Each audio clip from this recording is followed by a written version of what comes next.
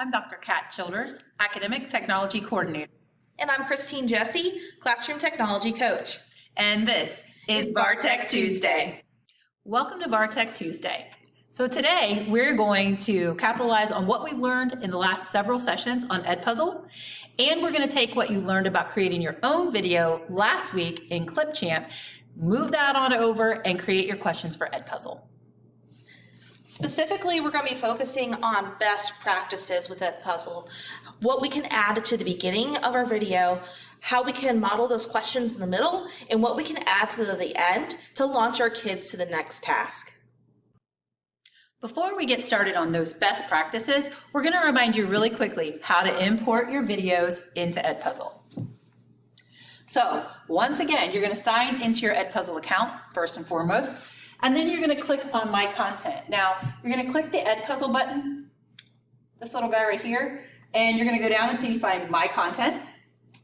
We're there now, and we're going to add content. For this case, we want to upload the video, so we're going to click Upload Video, and then you have a choice. Where is it housed? In this case, we're going to go to our Google Drive, and I'm going to steal Christine's. And she's got our videos in here, so I'm going to go ahead and search for what I'm looking for. And I know that she's got this one saved under Vartek, so I'm just going to go ahead and search for it. It's going to look and find that video for me. This is the Clipchamp video that we made last week, so we're going to use that. I'm going to click Select, and now it's going to take some time to go ahead and move it over to My Content in the video section. Remember, this part can take a little bit of time, so please be patient.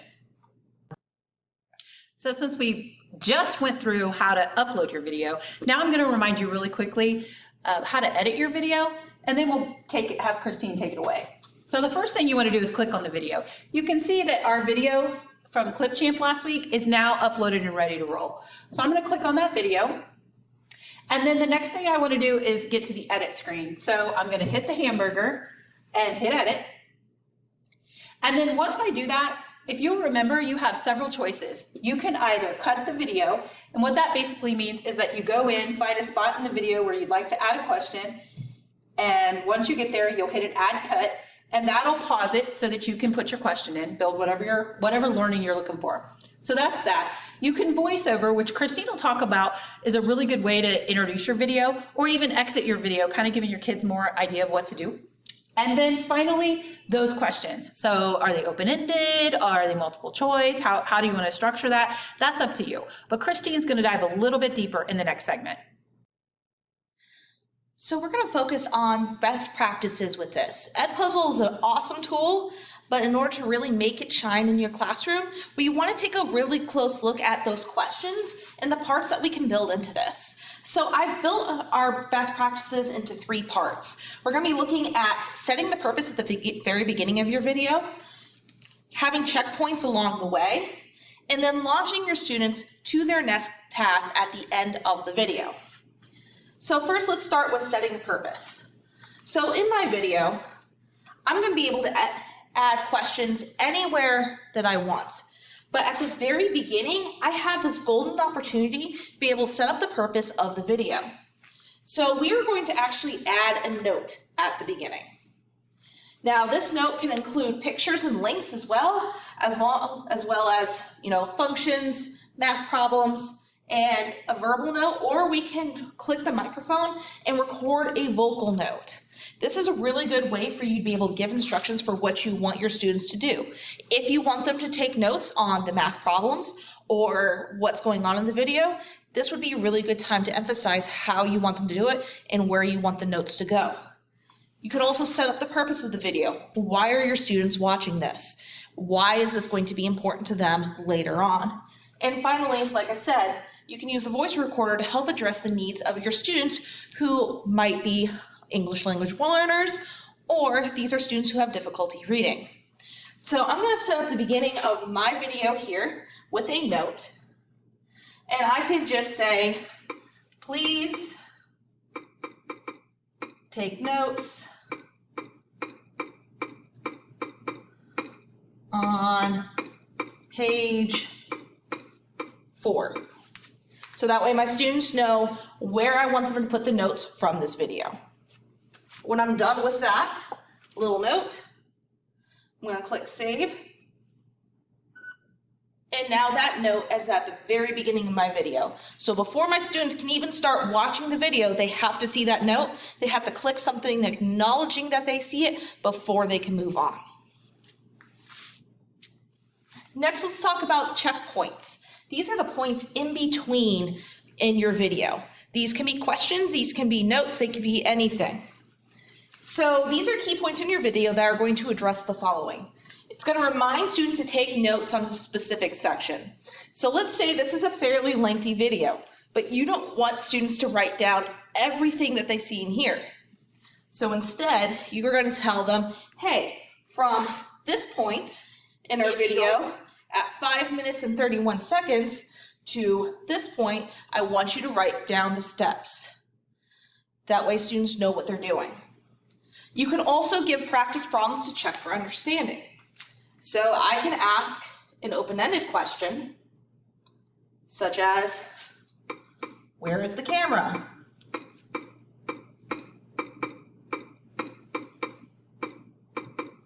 Since this video was on recording your own puzzle and editing with Clipchamp.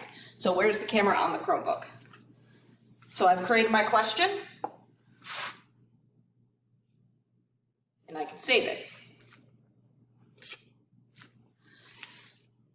Throughout your video, you're going to want to give questions like this. You're going to want to give practice problems that can be checked afterwards. If, for example, if you worked out a math problem and you give your students one to work out, have that question appear before you start showing them how to work out the answer.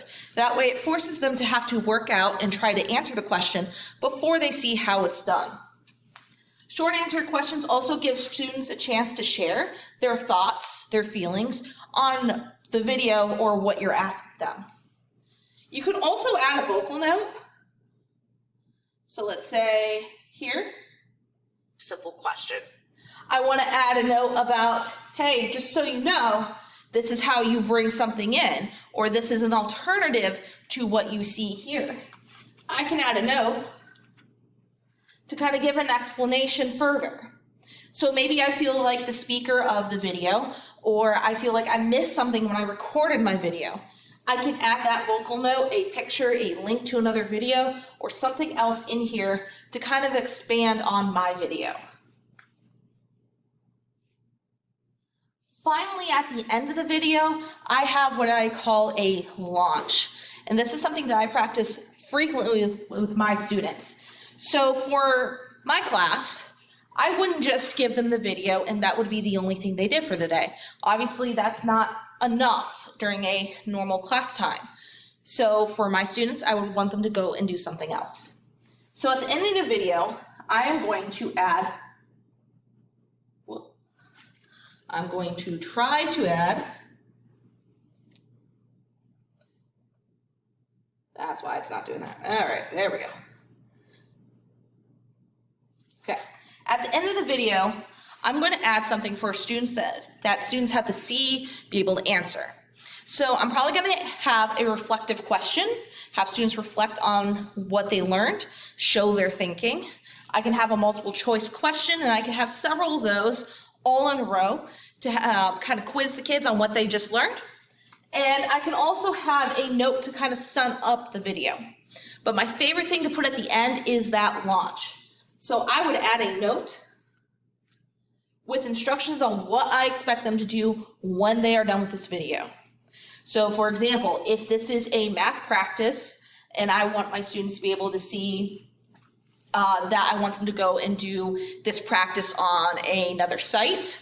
For example, if I'm sending them to math games, I want you to complete this assignment and turn it in, I would tell them, go to, let's see here, let's go to Schoology and complete assignment 1, I typed in assignment twice, 1-3.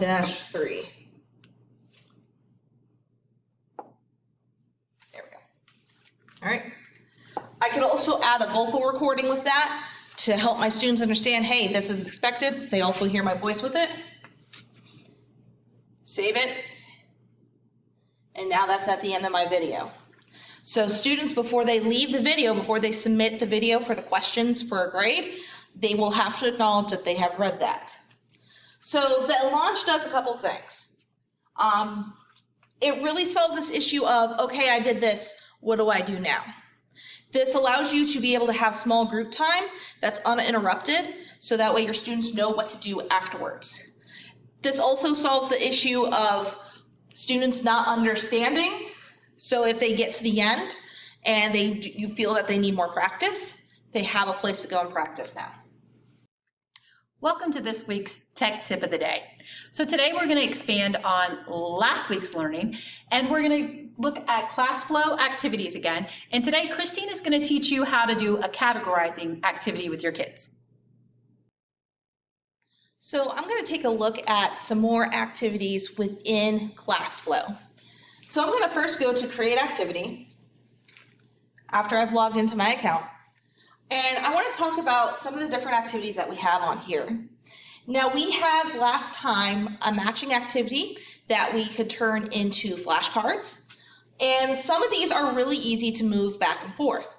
But there are some categories that are set up a little differently. For example, the Categorize section has different ideas. So let's say we are doing a sort of living versus non-living items. The way this is set up now is that we can have multiple things within this category. So living things would be like a tree, a cat, a dog, and so on. And notice as I'm adding more, it keeps giving me more boxes. We don't have to use all those boxes, but it does help us go ahead and divide these out. In my non-living category, I can put more. If there was a third category, in which case there is not, I would put a third category and do that. So to show you what this looks like, I'm going to exit the builder, and now go into my resources to one that I've previously created, right here. I'm going to open that up, and we're going to preview it just so you can see how this looks. So what's nice about this is, like the other one, it is a drag and drop type of activity where students are going to have to drag things into the proper category. So we are going to have to categorize things by living and non-living. Now, I added pictures to my words here because I was decided to be a little tricky on this. Because now right here I have a mouse. Well, a mouse has multiple meaning. In this case, I put a picture of a mouse so I know it is living. And I could put a turtle, also under living. A rock is non-living. But up here I have the Rock, like Dwayne "The Rock" Johnson. He is living, so we better put him over here because he is not like his other namesake, A Rock, that is non-living. So I can put a desk here. Got my dog. Got my airplane. See here, cat is living. Car is non-living. Here we go, another mouse, but this time this is the computer type of mouse, which is non-living. Chair and tree. Now, like the matching one, it also tells us how many we've gotten right, how many times we've gotten one wrong, and it times us. If I want to, I can play again. We can also deliver this to our directly to our students' Chromebooks via Classflow, and that way students can play this on their own. And that's it for the categories. Thanks for tuning in. I'm Dr. Kat Childers. And I'm Christine Jesse. And this was Vartek Tuesday.